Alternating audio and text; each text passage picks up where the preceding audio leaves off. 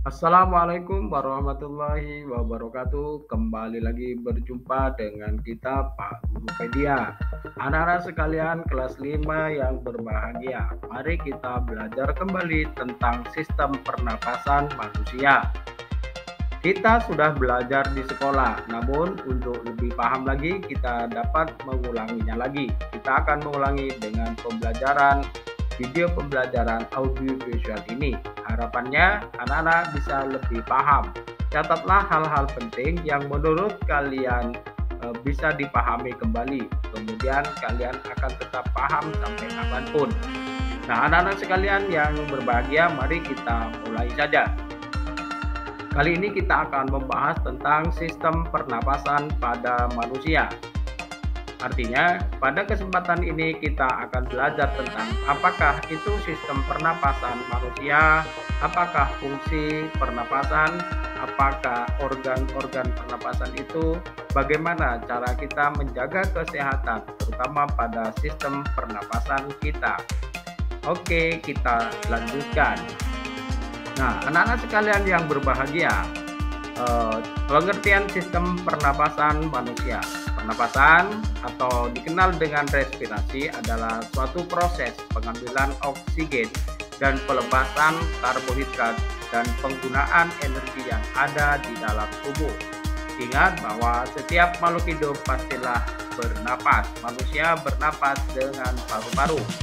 Nah, ketika kita bernapas, terjadilah proses masuknya oksigen ke dalam tubuh dan melepaskan karbon dioksida keluar tubuh. Sedangkan pertukaran antara oksigen dan karbon dioksida tersebut terjadi di dalam darah kita. Nah, manusia yang memiliki pernapasan yang normal itu tandanya adalah dia bisa banyak bernapas sekitar 12 sampai 20 kali dalam 1 menit. Berapa kali ya kalau satu hari 24 jam ini manusia bernapas? Ayo kalian hitung sendiri. Nah, selanjutnya anak-anak, ayo pahami sistem pernapasan pada manusia. Nah, pernapasan pada manusia itu ada dua. Yang pertama pernapasan dada, yang kedua pernapasan perut. Manusia bernapas itu menggunakan alat-alat pernapasan atau organ-organ pernapasan ya. Misalnya ada hidung, faring, trachea, bronkus, bronkiolus, dan paru-paru. Kita akan lebih lanjut akan membahasnya. Nah, selanjutnya anak-anak sekalian, apa fungsi sistem pernapasan pada manusia? Yang pertama menghirup atau mengembuskan udara ya atau oksigen. Manusia dikatakan bernapas apabila bisa menghirup dan mengembuskannya. Kemudian fungsinya adalah untuk pertukaran gas antara paru-paru dan aliran darah. Kemudian terjadi pertukaran gas antara aliran darah dan jaringan di dalam tubuh. Nah, selanjutnya anak-anak memunculkan atau menciptakan suara. Kemudian dengan adanya pernapasan manusia bisa membaui atau mencium bau. Nah, perhatikan contoh berikut. Setiap orang yang kehilangan napasnya, maka dia akan tersengal-sengal. Oleh karena itu, dia perlu bantuan oksigen. Maka kita tahu bahwa jika seseorang itu tidak bisa bernapas atau kesulitan bernapas, maka perlu bantuan oksigen. Nah, anak-anak sekalian yang hebat, ada beberapa organ tubuh di bagian sistem pernapasan manusia ya. Ada rongga hidung, faring, trachea, laring, bronkus, dan bronkiolus ya. Ini ada beberapa yang ada di dalam tubuh kita ya.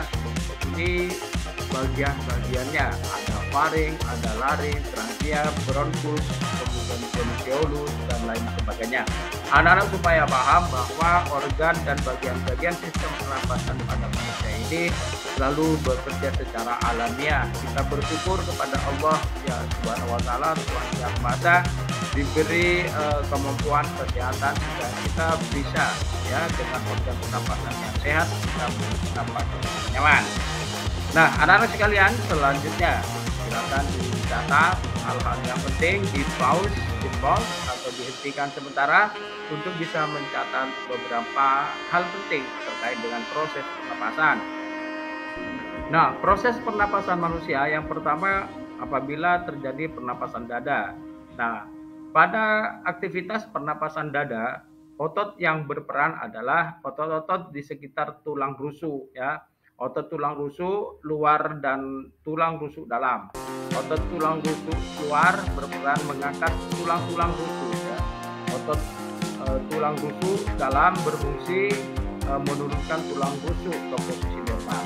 Jadi pelan-pelan kita pahami, dibayangkan bahwa otot-otot di rusuk ini baik dalam maupun luar itu berfungsi membantu ya atau terjadinya proses pernapasan. Jadi intinya kalau pernapasan dada itu terjadi, maka yang mempengaruhi atau yang berpengaruh adalah otot tulang rusuk luar dan tulang rusuk dalam.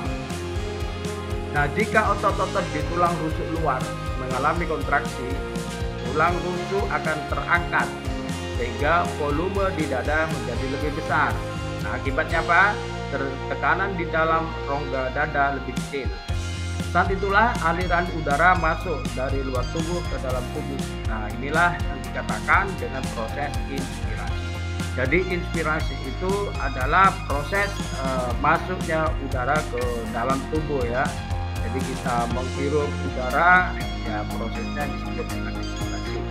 Kemudian sebaliknya, jika kontraksi dari otot dalam tulang rusuk dan tulang rusuk kembali pada posisi semula, maka akan menyebabkan tekanan udara di dalam tubuh menjadi bertambah. Nah, inilah yang menyebabkan aliran udara terdorong keluar atau mengembuskan napas atau mengeluarkan napas yang dikenal dengan ekspirasi. Nah, kemudian tentang pernapasan perut. Nah, pada pernapasan perut itu disebut juga sebagai diafragma ya, adalah pernapasan yang menggunakan diafragma dan otot dinding di rongga perut. Nah, otot diafragma itu akan berkontraksi pada posisinya yang menjadi datar. Hal ini menyebabkan volume rongga dada menjadi bertambah besar, ya. Tekan udara bertambah kecil. Nah, mengapa? Karena tekanan udaranya yang rendah, paru-paru akan mengembang. Nah, ketika mengembang itulah udara masuk ke dalam, yang disebut dengan proses menghirup udara atau ekspirasi tadi. Nah, sebaliknya ketika ekspirasi pernapasan perut atau diafragma terjadi, maka otot diafragma itu menjadi rileks, santai, otot di dinding perut menjadi berkontraksi sehingga bagian ronda perut itu menjadi terdesak ya ke arah diafragma. Kemudian posisi itulah menjadi cekung di rongga dada sehingga napas itu dikeluarkan. Itulah pada pernapasan perut. Nah, selanjutnya anak-anak. Nah, bagaimana agar organ pernapasan kita itu sehat? Nah, ada minimal ya 4 hal yang ditulis di gramedia.com bahwa yang pertama untuk cara menjaga organ pernapasan supaya sehat, hindari merokok. No smoking, jangan merokok. Merokok itu dapat mengganggu kesehatan. Kemudian yang kedua, rajin berolahraga ya, berolahraga lari dan lain sebagainya. Bermain olahraga sesuai dengan hobinya. Kemudian menghindari paparan polusi. Jadi kalau ke tempat-tempat berpolusi gunakan masker ya, gunakan masker dan lain sebagainya. Kemudian hindarilah infeksi-infeksi yang mungkin bisa terjadi, sehingga jika terjadi infeksi akan mengganggu sistem pernapasan, apalagi terpapar virus ya. Nah, anak-anak sekalian, terima kasih. Tetap semangat belajar, berolahraga, tetap belajar. Demikianlah informasi tentang materi sistem pernapasan kita agar mudah diingat oleh kalian dan tetap belajar. Jangan lupa bagi sahabat guru juga tetap memberikan saran dan masukan agar channel ini dapat berkembang lebih baik lagi. Salam hebat, salam Gurupedia. Assalamualaikum warahmatullahi wabarakatuh.